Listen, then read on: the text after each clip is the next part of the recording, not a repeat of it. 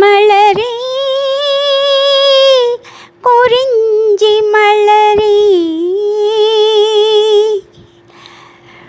தாய்வழி சொந்தம் ஆயிரம் இருந்தும் தலைவனின் அன்பில் விளைவது தானே உறவென்னும் சாம்ராஜ்யம்.